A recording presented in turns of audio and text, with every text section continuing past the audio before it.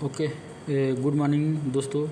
तो previous video में हम लोग यहाँ तक देख चुके थे।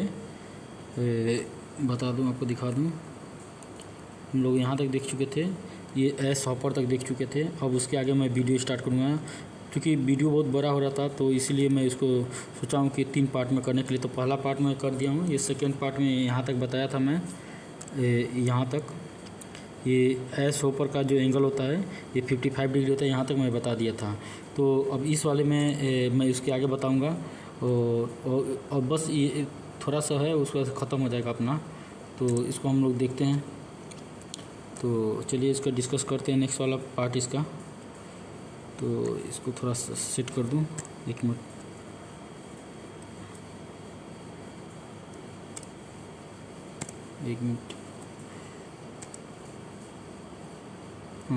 तो चलिए इसको देखते हैं। तो देखिए एक कुछ पूछा हुआ था इसमें, जो यूथ पब्लिकेशन का बुक है RRB SSC JEE का प्रीवियस ईयर का। तो इसमें ये पूछा था गेज ग्लास क्या होता है।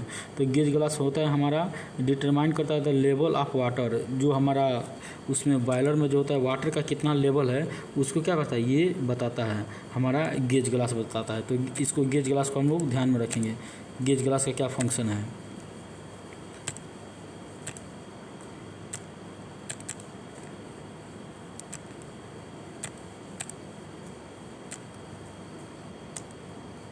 तो हमें इस चीज़ को ध्यान में रखें, गेज ग्लास का क्या फंक्शन है हमारा। थोड़ा मोटा हो रहा है इसका इंक, इसको थोड़ा पतला करना पड़ेगा। ये तो उसका स्ट्रेंथ हो गया, ये थोड़ा पतला करना पड़ेगा। हाँ, तो हाँ, ये गेज ग्लास का क्या है, हमारा डिटरमाइन करता है लेवल ऑफ वाटर का। जो हमारा बॉयलर में हमारा वाटर का लेवल क्या है, वो क्या दर्शाता है, वो गेज ग्लास उसको बताता है। इस चीज़ को ध्यान में रखिएगा, इस चीज़ को मिस्टेक मत करिएगा। तो अब देखिए नेक्स्ट पॉइंट क्या है हमारा, oil fired boiler. Oil fired boiler क्या होता है इसका, ये आयल फायर्ड बॉयलर का जो बॉयलर ड्रम होता है, ये जो होता है ये 50% निकिल 50% क्रोमियम। ये आयल फायर्ड बॉयलर पूछा हुआ था, इससे कुछ मेरे को उतना ध्यान में नहीं है, लेकिन ये याद रखिएगा इसमें 50% अपना क्रोमियम होता है, 50% हमारा क्या होता है, निकिल होता है ये आयल फायर्ड बॉयलर में, ठीक है ना।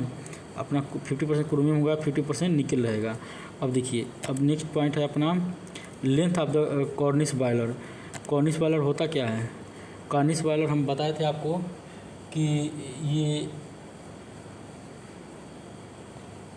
कोचरन वाला कॉर्निश बॉयलर जो होता है, इसका लेंथ जो होता है इसका 4 से 8 मीटर होता है। ये पूछा हुआ था क्वेश्चन, इसको थोड़ा ध्यान दीजिएगा। कॉर्निश बॉयलर का हमारा जो लेंथ होता है वो अपना होता है 4 से 8 मीटर। इसकी जो बॉयलर का लेंथ होता है 4 से 8 मीटर होता है।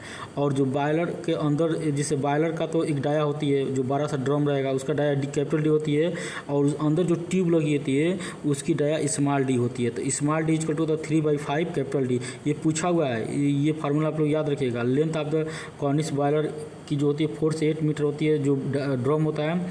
लेकिन जो अंदर जो डी होता है, जो वो ट्यूब होता है, ट्यूब की डाया होती है। और कैपिटल डी होता है वो जो होता है बॉयलर ड्रम के डाया होता है। तो कैपिटल डी जो होता है 3/5, स्मॉल डी इक्वल टू होता है 3/5 कैपिटल डी होता है। जहाँ पे स्मॉल डी ट्यूब डाया होती है, कैपिटल डी सेल डाया होती है, ठीक है। और देखिए कॉर्निश बॉयलर में हमारा सिंगल क्या होता है, सिंगल ट्यूब होता है, मल्टीपल ट्यूब नहीं होता है कॉर्निश बॉयलर में, ओनली सिंगल ट्यूब होता है। उसी के अंदर हमारा क्या होता है, फर्नेस जो आग जो होती है जलती है, ठीक है ना। अब देखिए फ्यूजुअल प्लग में बताया था कि फ्यूजुअल प्लग किससे बना हुआ है, किससे बना हुआ होता है। तो फ्यूजुअल प्लग किससे बना होता है, ब्रश से बना होता है। ब्रश किसका होता है, कॉपर और जिंक का मिश्रण होता है। तो फ्यूजुअल प्लग ये पूछा हुआ है, भर के क्वेश्चन पूछा हुआ है, तो इसको मिस नहीं करना है, ठीक है। तो अब देखिए ऊपर अब क्या है, अब इसके बाद से operating pressure for once through boiler is supercritical. मैं बताया था ना आप, इसका सुपर क्रिटिकल बॉयलर का जो होता है वंस थ्रू बॉयलर क्या होता है, वंस थ्रू बॉयलर एक तरह का सुपर क्रिटिकल बॉयलर होता है।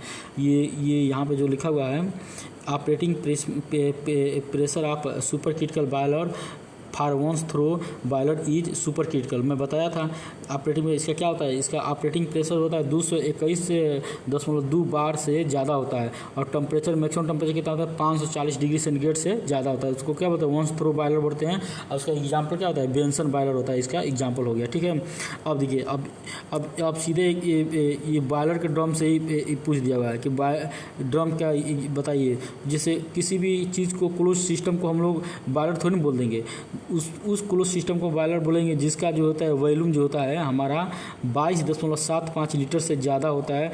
उस क्लोज कंटेनर को हम लोग क्या बोलेंगे, बॉयलर बोलेंगे। तो ये चीज़ याद रखिएगा, ये पूछा हुआ है सीधे, ये आया हुआ है कि जिसका मतलब वॉल्यूम 22.75 लीटर से ज़्यादा हुआ क्लोज कंटेनर, उसको हम लोग क्या बोलेंगे, बॉयलर बोलेंगे। अब देखिए, वंस थ्रो तो बॉयलर बताया हूँ मैं, वंस थ्रो बॉयलर को हम लोग क्या बोलते हैं, ड्रमलेस बॉयलर बोलते हैं। इसमें तुरंत वाटर को वेपराइज कर देता है, इसमें ड्रम की जरूरत नहीं पड़ती है, वाटर आया तुरंत वेपर बन गया, स्टीम में कन्वर्ट हो जाता है, वंस थ्रो बॉयलर होता है। ये बहुत, इसका प्रेशर बहुत ज़्यादा होता है। फॉर एग्जांपल हो गया बेंसन बॉयलर। ये बेंसन बॉयलर क्या होता है, एक तरह का वंस थ्रो बॉयलर होता है, इसको ड्रमलेस बॉयलर बोलते हैं। ये याद कर लीजिएगा, वंस थ्रो बॉयलर को ड्रमलेस बॉयलर बोलते हैं। ये बहुत पूछा हुआ है क्वेश्चन, तो आप लोग मिस मत करिएगा। नेक्स्ट आता है fire T boiler. Fire T boiler operating pressure is 16 बार, ये याद कर लीजिएगा। फायर टी बॉयलर का ऑपरेटिंग प्रेशर जो होता है 16 से 18 बार होता है, मतलब 18 मैक्सिमम रहेगा, 16 बार जो होता है एवरेज पे चलता है 16 बार, लेकिन मैक्सिमम कितना रहेगा फायर टी बॉयलर का, वो 18 होता है, 18 बार। तो ये याद रखिएगा कि फायर टी बॉयलर का ऑपरेटिंग प्रेशर जो होता है 16 बार होता है, मैक्सिमम कितना होता है, 18 बार होता है। ठीक है, तो इस चीज़ को नहीं मिस करना है। अब देखिए, अब इसके बाद आता है capacity of boiler.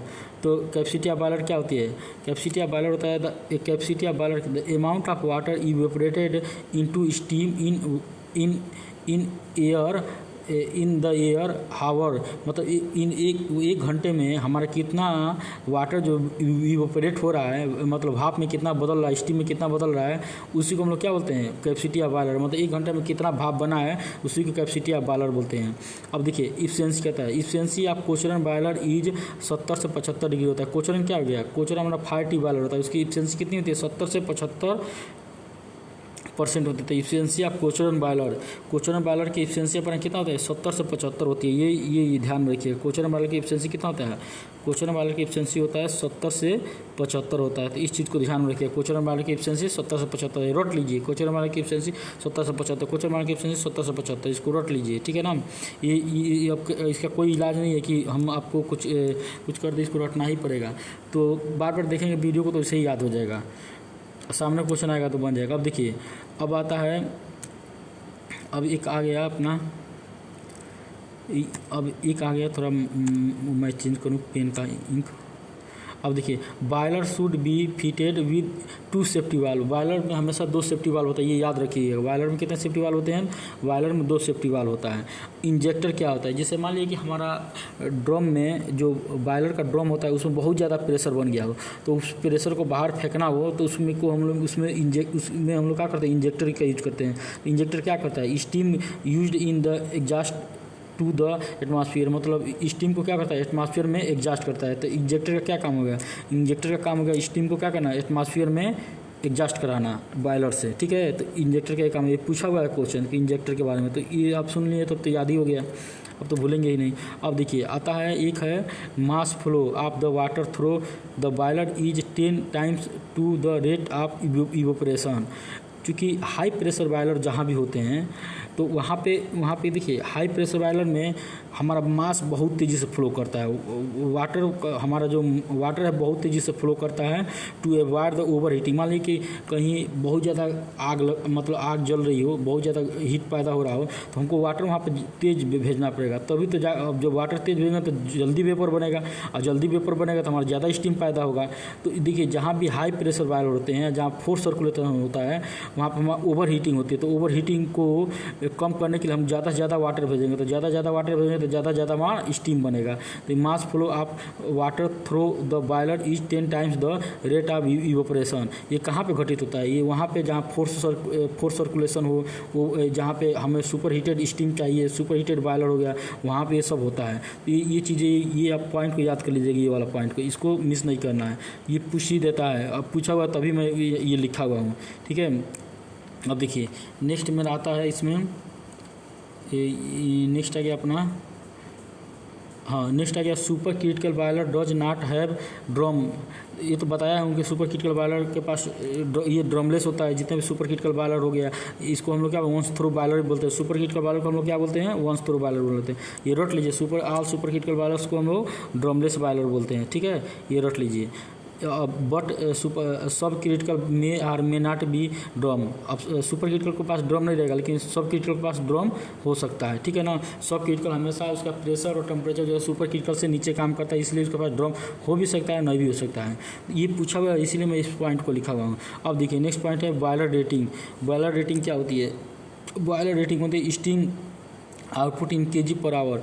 Boiler rating मतलब कितना स्टीम जो है कि 1 घंटे में हमारा बाहर आ रहा है। ये एक तरह का अपना यही हो गया, बॉयलर कैपेसिटी ही हो गया। Boiler rating means boiler capacity, सीधा याद कीजिए। मतलब स्टीम 1 घंटे में कितना हमारी स्टीम बन रही है, उसी को हम बॉयलर रेटिंग बोलते हैं। अब देखिए एक और है बेबकॉक्स विलकॉक्स हैज इंक्लाइन ट्यूब। अब देखिए इसका जैसे बहुत सारे बॉयलर होते हैं, उनका ट्यूब ऐसे होता है, किसी का वर्टिकल हो गया, किसी का ऐसे वर्टिकल हो गया, किसी का ऐसे इंक्लाइन रहेगा। तो जितने भी अपना ये वाले हैं, ये अपना बेबकॉक विलकॉक्स बॉयलर हो गया, इनका जो ट्यूब के साथ कहता है, इनका ट्यूब जो होता है ये इंक्लाइंड होता है, ऐसे इंक्लाइंड होता है किसी एंगल पे। ये थोड़ा हॉरिजॉन्टल से थोड़ा इंक्लाइंड पे होते हैं, तो ये चीज़ याद रखिएगा, नहीं तो ये क्वेश्चन पूछा हुआ इसीलिए मैं ये लिखा हुआ हूँ, ठीक है ना। अब dia of the Cornish boiler जो होता है 1 से 2 मीटर होता है। कॉर्निश बॉयलर का डाया क्या होता है, 1 से 2 मीटर होती है। ये भी याद रखिए, कॉर्निश बॉयलर का डाया क्या होती है, 1 से 2 मीटर तक होती है। कॉर्निश बॉयलर का डाया 1 से 2 मीटर होती है। कॉर्निश बॉयलर का डाया ये ऐसे याद रखिए, कॉर्निश बॉयलर का डाया 1 से 2 मीटर होती है। कॉर्निश बॉयलर का डाया 1 से 2 मीटर होती है। Dia of the Cornish boiler 1 से 2 मीटर होती है। ये ऐसा रहेगा, ठीक है ना। तो इसको मिस नहीं करना है। कॉर्निश बॉयलर में देखिए सिंगल जो होता है, इधर मैं बताया था, कॉर्निश बॉयलर में हमारा क्या होता है, सिंगल हमारा वो होता है, सिंगल ट्यूब होता है। कॉर्निश बॉयलर का लेंथ 4 से 8 मीटर होती है। डाया जो होता है हमारा 1 से 2 मीटर होता है। यहाँ पर मैं बताया था ना, ये 4 से 8 मीटर इसका लेंथ हो गया कॉर्निश बॉयलर का, और डाया जो होती है 1 से 2 मीटर होती है। देखिए मैं यहाँ पे लिखा हुआ है, ये सब पूछा हुआ है क्वेश्चन। कॉर्निश बॉयलर का जो है डाया 1 से 2 मीटर होती है। अब देखिए locomotive boiler suitable for fluctuating demand. Locomotive boiler हमारा जो जहाँ फ्लक्चुएटिंग डिमांड होती है वहाँ पे हम लोग लोकोमोटिव बॉयलर यूज़ करते हैं। जहाँ पे भी फ्लक्चुएटिंग डिमांड होती है वहाँ पे क्या यूज़ करेंगे, हम लोग लोकोमोटिव यूज़ करेंगे। इस पॉइंट को देख लीजिएगा।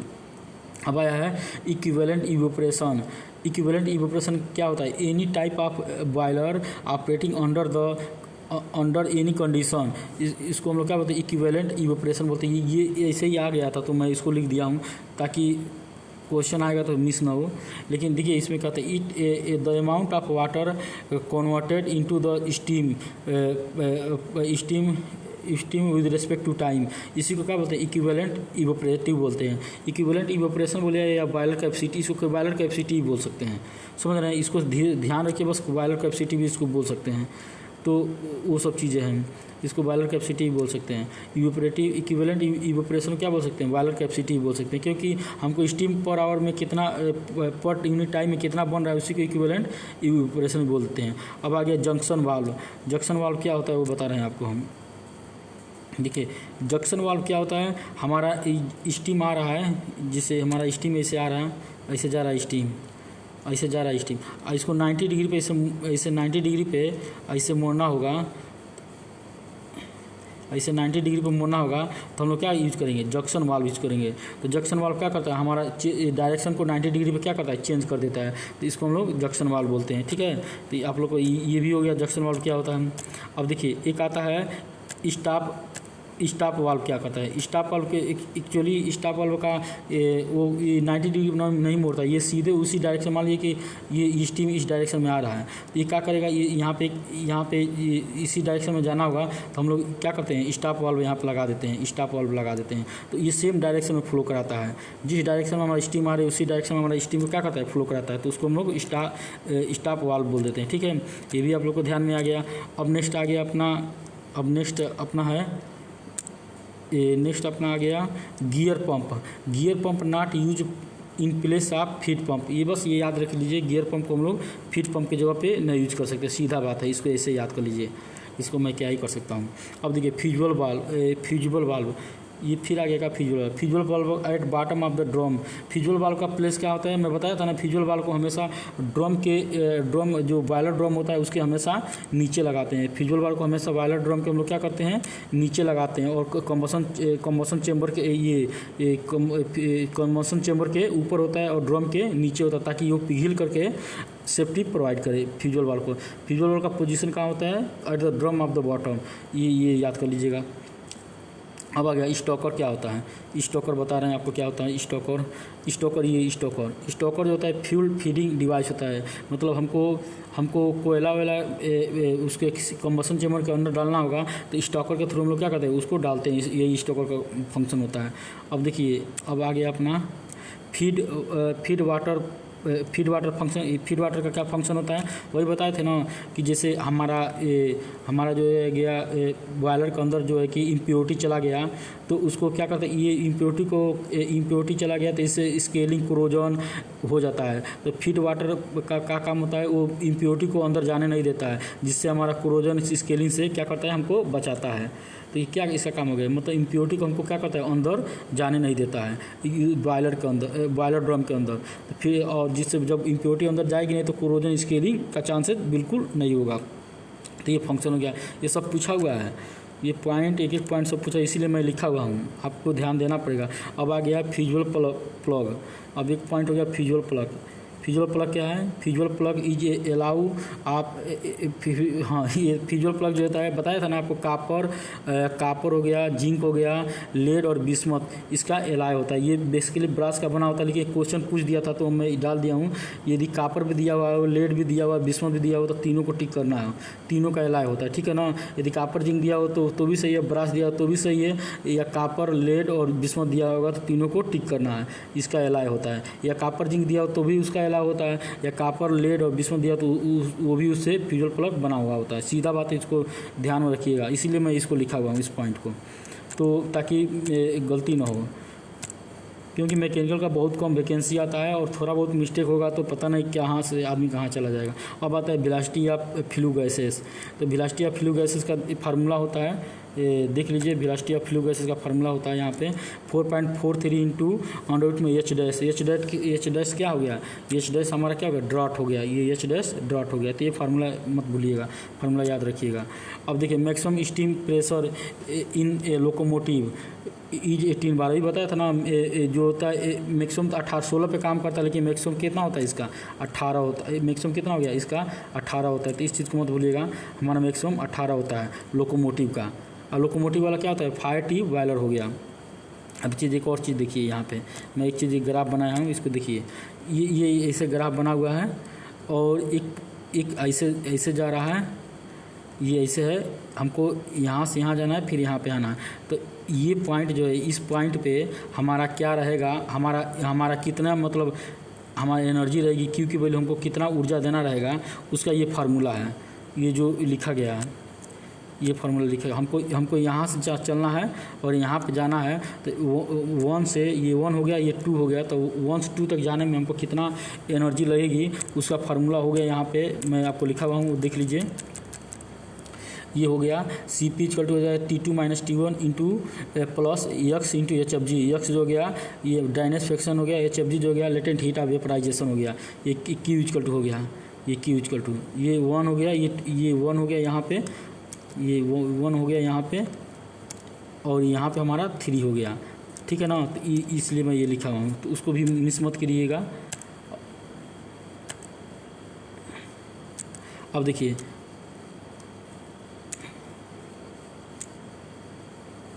इसमें एक आ रहा है thickness of the boiler sheet not to be less than 7 mm। तो बॉयलर सीट जो हमारा ये बॉयलर ड्रम हो गया, समझ करिए, ये बॉयलर हमारा ड्रम हो गया,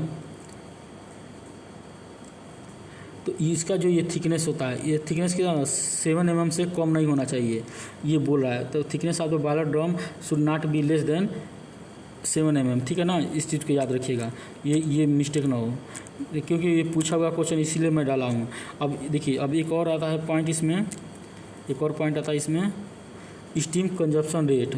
स्टीम कंजप्शन रेट का क्या होता है, फार्मूला क्या होता है, P/QA माइनस QR। P जो होता है पावर हो गया और Q जो होता है डिस्चार्ज हो गया। तो ये Q A minus Q are, Q A मतलब इनलेट हो जाएगा, आर मतलब आउटलेट हो जाएगा, तो P equal to Q A minus Q R हो गया। ये स्टीम कंजप्शन का फार्मूला हो गया, स्टीम कंजप्शन रेट का फार्मूला।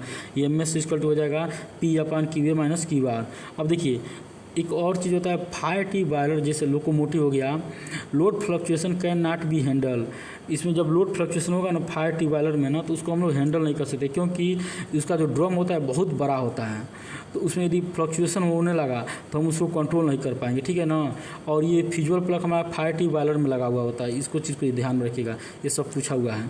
तो फ्यूजुअल प्लग फायर टी बॉयलर में होता है, fire T boiler load fluctuation होता है तो उसको हम लोग कंट्रोल नहीं कर पाते हैं। तो इस पॉइंट को आप लोग ध्यान में रखिएगा, क्योंकि उसकी साइज़ बहुत बल्की होती है, बल्की साइज़ होने के नाते उसमें पावर फ्लक्चुएशन होगा तो उसको हम लोग कंट्रोल नहीं कर पाएंगे, ठीक है ना। तो यही है मेरा, अब यही लास्ट है मेरा, अब ये ख़त्म हो गया बॉयलर माउंटिंग एसेसरी। जितना भी एसएससी जेई का प्रीवियस ईयर का है, अब बस ये हमारा वीडियो फर्स्ट सेकेंड और थर्ड देख लेंगे तो कंप्लीट हो जाएगा। इसके अलावा इसके बाद हम आप कोई भी एग्जाम का प्रीवियस ईयर क्वेश्चन उठा करके सॉल्व कीजिएगा, जो 1 लाइनर 2 लाइनर है सब सॉल्व हो जाएगा, ठीक है ना। और बाकी का आप यूथ पब्लिकेशन का क्वेश्चन उठा करके आप देखिएगा, आप इसको एक दो बार वीडियो को देख लीजिए, बस यूथ पब्लिकेशन का क्वेश्चन उठाइए और देखिए पूरा एकदम सॉल्व हो जाएगा। ओके दोस्तों।